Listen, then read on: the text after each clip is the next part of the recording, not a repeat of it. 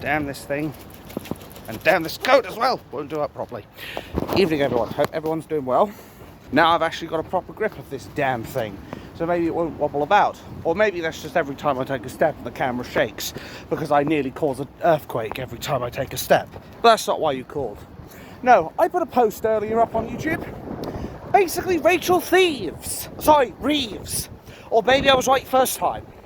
She's decided to say, and use the excuse that she was an ex-Royal Marine, which maybe she was, but I suspect not, though this is just my humble opinion, which is, as always, subjective.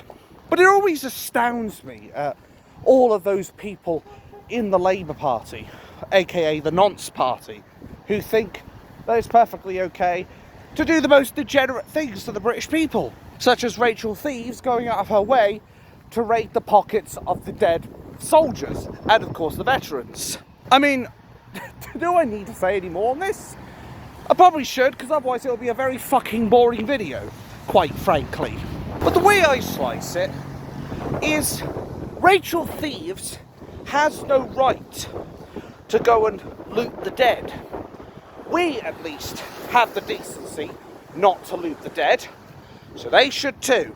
But then, this is politicians we're talking about, so is it any wonder that they can sink as low as a snake's belly? I mean, the way I look at it is, I can't really be surprised about a lot of this shit anymore, because Labour's done so many treacherous, dishonest, and just downright abhorrent things that it just comes as second nature to them, I guess. While we've got our beautiful children getting stabbed to death by mostly extremists of a certain religion, or it's predominantly black gangs in London who are basically taking the knife culture onto the streets. Basically what's going on is the Labour Party don't want anything to do with this. They don't want to focus on that. No, they'd rather focus on what Bill, Bob and Ben have said on Facebook or Twitter. And I'm sure the Three Flowers would say it's all gone to pot. Anyway, they're all worried about what people are posting on social media rather than what's being committed on our streets. I guess it's no wonder that Keir the traitor Starmer doesn't want an investigation into what's going on in this country with the old G-gangs and all. Now, I don't know about this one comment that was put up on one of my videos by a certain someone. Not going to mention their name, out of principles. But apparently, they're saying that this hatred that I have for the establishment is becoming a sickness. No, it's not a sickness. I am perfectly within my right fucking mind. Thank you very much. I think it is quite normal, actually, for parents and ordinary patriots of Britain to be frustrated at the fact that the Nonce Party, the Labour Party, or again, maybe I was right first time, that they're going out of their way to do everything they can to cover up Southport. On top of the fact now that it's proven that now even the mainstream media are collaborating with the government to try and cover this whole thing up, with Sky News being at the top of the food chain. But again, none of this truly surprises me at this point, as I just kind of come to expect it now, quite frankly. And these only serve as more reasons that why we, the British people, we need to do our best to go down to Saddle Street on the 1st of February. Stroke number 1. I didn't know that was a new month. February. You know what? I think I've just come to accept it. I can't do a video most of the time without having a stroke. I'd prefer that stroke to be stroking a cat or something, but I guess it just can't be helped. Just don't call 999 for me unless I really have got the actual symptoms of it. You know, that fucking FAST acronym. It's their face stooped on one side. It's their speech. Well, hang on, let me get my thing up. Yeah, has their face fallen on one side? Can they hold out both their arms? S, is their speech slurred? And T, time to call 999. Or in my case, is this guy a fat fuck? Yes, he is. Is he acting like he's smart? Yes, he is. Is his speech getting tongue twisted? Yes. And is his tongue sticking out and going, yes. Don't call 999. He's just having a normal stroke. But jokes aside, Obviously we have to laugh, otherwise we cry, and then we die, and I wonder why. But it just feels to me, as far as this recent scandal with Rachel Thieves is concerned, it seems to me like the Labour Party are doing everything they can to basically start a civil war again. Well, let me tell you something, Rachel Thieves and Keir the traitor Starmer. You don't want it to go on there that your accolades is, we were the people in the Labour Party who started a revolution. You don't want it getting out that you two basically forced the people to overthrow you. Trust me on that. Now, let me be clear, as I've always done, without fail. I do not want, condone, justify, or desire a violent revolution, or an uprising, or an overthrowing of the government. The whole point of this stroke number 2 of this protest is to make sure it is peaceful. At the rate I'm going, 2 strokes, whoa, fuck me, nearly tripped. 2 strokes in 6 minutes, nearly tripping up. That's a stroke every 3 minutes. Not a good start. But the bottom line, as far as Rachel Thieves and Keir the traitor Starmer is concerned, is I'm really falling into mishap today, aren't I? Anyway, the bottom line of those two is, they are traitors. They do not want a civil war. Because, I mean, already Keir the traitor Starmer is going to go down in history as being the worst Prime Minister we've ever had of all time. And probably for the next 1,000 or 2,000 years, quite frankly. But Rachel Thieves is looking to join him in second place, the way I look at it. And I'm still waiting on a response from Paul Thorpe, Richard Inman, Voice of Wales even. But I'm still waiting for someone to email me and say, I want to debate you in regards of having to do this peacefully. Because the way I look at it is, as I said in my first video, I think if Keir the traitor Starmer does not resign before the 1st of March, I do think we're going to reach the point of no return. I do honestly think that if he doesn't do the right thing, we're going to see people take to the streets and take matters into their own hands. And I cannot stress enough, this is not something I want. I am the last person who wants to see the people take to the streets, whether it be London, Plymouth, fucking Southport, Scotland, wherever. I don't want them to go out and do a violent revolution. And I'd even dare to say I don't want it even more so than Tommy Robinson. And I've already made my point as far as Keir the traitor Starmer and a certain far-left socialist dictator who ruled over Germany, who invaded Poland and started the Second World War, and how Keir the traitor Starmer is basically a British version of that 2.0. I mean, literally, the only thing Keir the traitor Starmer now needs to match this far-left socialist wanker is the moustache to go with it, and then to go out of his way to do a salute, like they try to accuse Elon Musk of doing. How they tried to say that he was doing a salute, when it was nothing of the sort. He was just giving a passionate speech. But we could, of course, go out of our way to mention all the lefties who did that salute to the crowd, or wherever they're doing it to. But of course, the mainstream media won't tell you this. You know the drill, folks, because say it with me, it doesn't suit the narrative. No, they would rather focus on covering up the G-gangs. They would rather protect the T-rists. They would rather protect the dictators, or again, maybe I was right first time, that would rather spend their time screwing the country rather than serving it. We have already seen many, many times how much Keir the traitor Starmer wants to protect the usual suspects. We have seen time and time again how the police are too scared to police the usual suspects, although they have come out and started getting a bit more robust with the pro-plasticine movements. How they've actually decided to finally grow a fucking pair at long last. It's such a shame we still need a microscope to see them, quite frankly. And let's face it, they're probably only doing this for the papers and the media, just to make it look like they're not completely fucking spineless. When in reality, we all know that the police, the basic mentality of G-gangs in the UK, people posting mean things on the internet, basically. They're more interested in policing social media than they are policing the G-gangs and the terrorists that are running amok in this country. And I will reiterate a point I've made in my other video that I made this morning. The only way we're going to sort out this shower of shit is by first and foremost, highest priority, abandon the ECHR.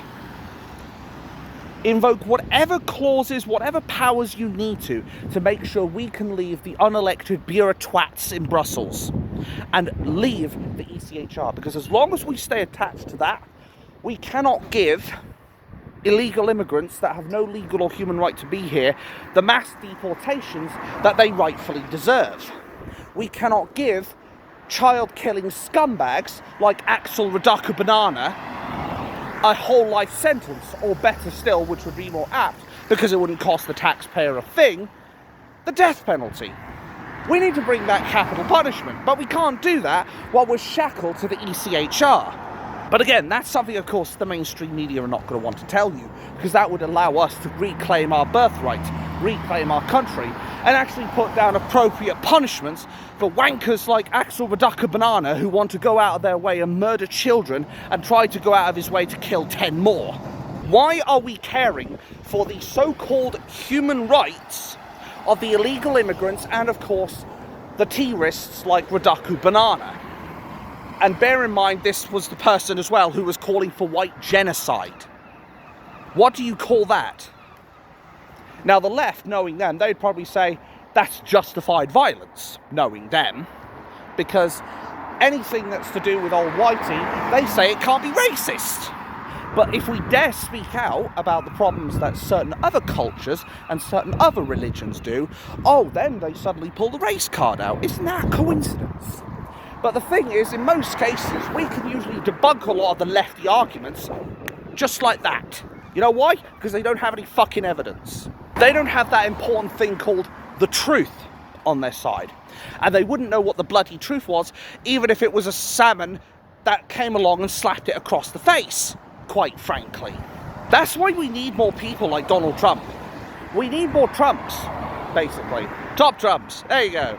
Anyway, we need more people like Trump in power, because then we can sort out this woke drivel, this absolute nonsense of, oh, diversity is our greatest strength. I'm a female. Yes, I've become a transformer again. Not the robots in disguise, but I can transform into any gender whenever I fucking please.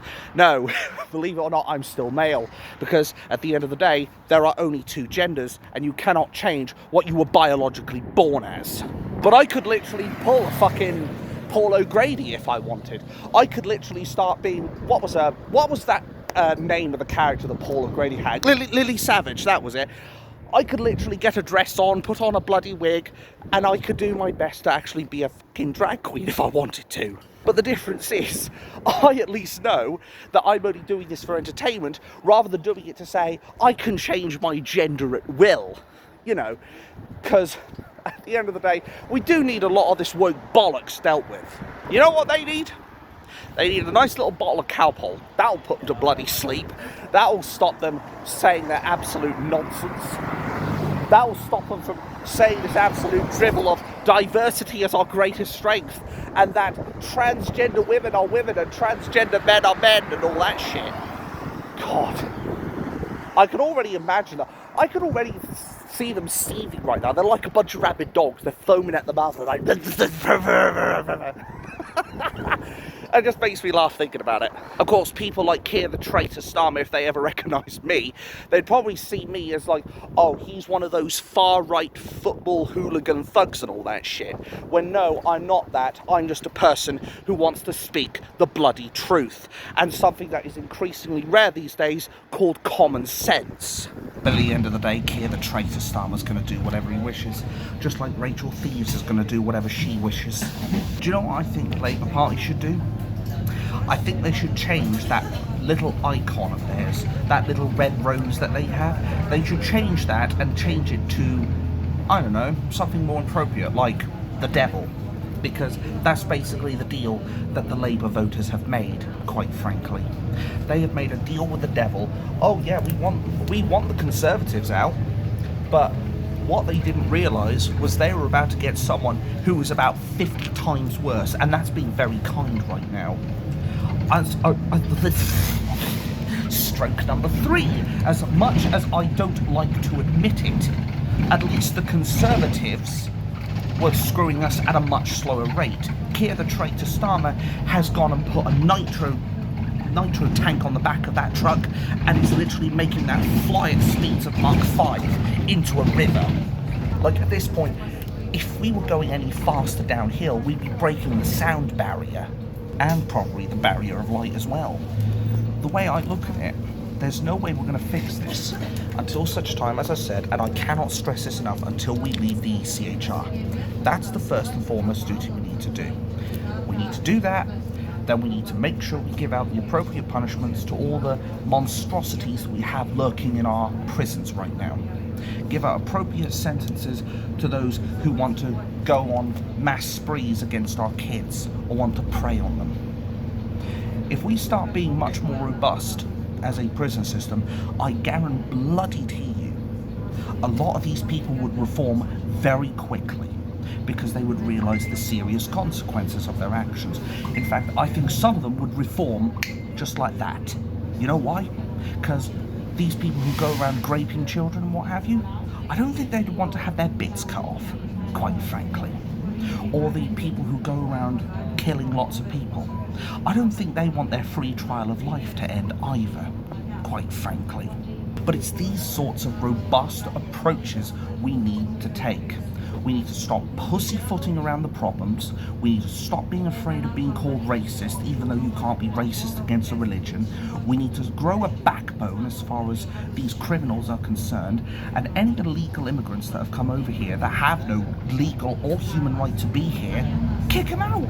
Take out the trash. That's the way I look at it. We don't want people that are just going to come over here that basically want to either sponge off the system, commit crime in this country, or be completely intolerant of us. We want people who want to work, contribute, and respect our policies and beliefs and laws. And if they're not willing to do that, they know where the bloody door is. They can let it hit them on the way out for all I care. But as said before, a lot of these problems, it comes down to a lot of people. They don't care. They have too much apathy. As long as I'm all right, Jack, and fuck everyone else, they don't care what happens to this country. We need to make them care. We need to make them see that this is their country as well as ours, and that the only way that their quality of life is going to improve is by fundamentally taking drastic actions. Actions that involve being robust. Actions that put the British people first. Actions that are going to mean that veterans are not going to have their pockets raided by some politician who is basically a known fraudster at this point, who effectively got into a job, multiple jobs in fact, on a false pretense. I think we need to be much more strict on the people that can become politicians. You've got to be able to tell the truth. You've got to be able to have decent principles. You've got to show that you're able to change the country for the better and show detailed proof and plans of how you're going to do it. Because what we have right now, these people are about as prepared to serve our country as I am prepared to eat a salad, quite frankly. It's time people woke up. They need to be given the red pill. We're the 5%. They're the 90%. And last time I checked, there is 4% that are trying to stop us, but 4 is lower than 5% last time I checked, at least as far as my maths is concerned. Remember, 1% control the world. 4% are global sellout puppets. 90% of the world are still fast asleep. 5% know about what's going on and are trying to wake up the 90%, and the 4% are trying to stop the 5% from waking up the 90%. And I think what the establishment fears more than anything is not just Tommy Robinson. They fear the fact that you can basically learn how this fascist oligarchy state is proceeding right now. If we started learning the actual mechanisms and the truths behind what's going on behind that oligarchy, we'd take to the streets and they would shit themselves. They would be abjectly terrified of us. They would be terrified of us and all of our rancorous feelings towards the establishment. Because we see the establishment right now, we have nothing but contempt for them. And they of us, of course. But they've always had contempt of us. Whereas we've at least tried to believe, maybe foolishly, we try to believe that maybe the next government will actually serve the people. But the only way we're going to get real change is if we stop voting the uni party, that is Labour and Conservatives, in name only. We need to stop voting for these two because they are effectively two sides of the same coin. They are two cheeks of the same shit-covered arse. As long as we keep voting them, nothing will change, and we are literally practicing the very definition of insanity. We're banging our heads against a brick wall, hoping things will change and it won't hurt anymore. The only thing we're doing is making it hurt even more and giving ourselves a red head while we're at it. There comes a time where we're going to have to make a decision. Do we continue to allow these people to ruin our country? Or do we take the fight to them? The reason they fear Tommy Robinson more than anything, though, is the fact that he can galvanise a nation. Keir the traitor Starmer is only capable of alienating that same group of people. Keir the traitor Starmer wishes he had the charisma of Tommy Robinson, but he has the charisma of a roadkill skunk. Whether he likes it or not, the power really is with us. Yes, I did nearly have a fourth stroke, but the power's with us, not them. If we wanted, we're in our millions. We could overthrow them in an instant. And no, I don't want that, as I've said before. But we could do that if we so wanted. As I said before, Keir the traitor Starmer would be hard-pressed to get the army under his side. He'd maybe get like 20% of the army, if he's lucky. Like, if I recall correctly, Keir the traitor Starmer's approval rating, was it minus 42 or was it minus 44? I can't remember off the top of my head, but I know it's in the 40s right now. He is not respected by the people at all, and I think he never will have the respect of the British people. I think that chance is long gone.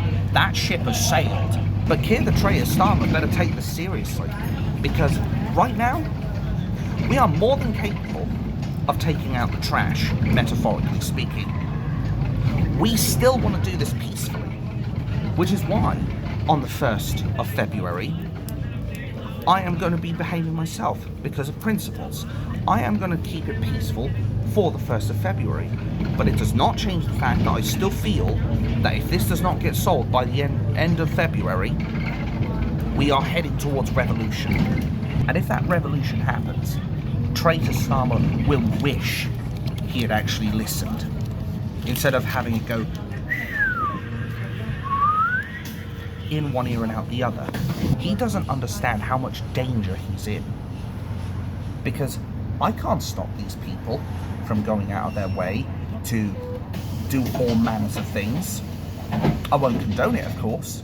I'll condemn it. but I can't stop them. Do you think 2 people here is going to be able to stop hundreds of thousands of people from wanting Keir the traitor Starmer's head on a spike? I don't think so. But I cannot stress enough, I don't want that. So if Keir the traitor Starmer is listening, he needs to resign. For his own life's sake, if nothing else. Because there is no way the British people are going to let him get away with this. There is no way the British people will allow a traitor, a sectarianist bastard, a fascist, a terrorist sympathiser, and a war funder to get away with this unpunished, quite frankly. I mean, the more civilised people who had traitors in their midst, in the armies, in World War II in particular, do you know what they did to traitors? Bang. They shot them. I think the British people who aren't serving in the army would have a much worse fate for you, Keir the traitor Starmer. One that isn't a quick end.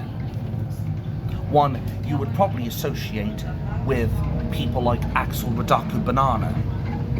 And as I said, the only person you have to blame for this, if you do not listen, the only person to blame is you, Keir the traitor Starmer. Because we're not going to take fucking responsibility for it. Because you're the one who forced us down this path. Even a cornered rat will show its fangs. And you better believe, if we keep getting cornered, we're not rats, we're lions. And you can bet your bottom dollar that our fangs will metaphorically sink deep into your throats.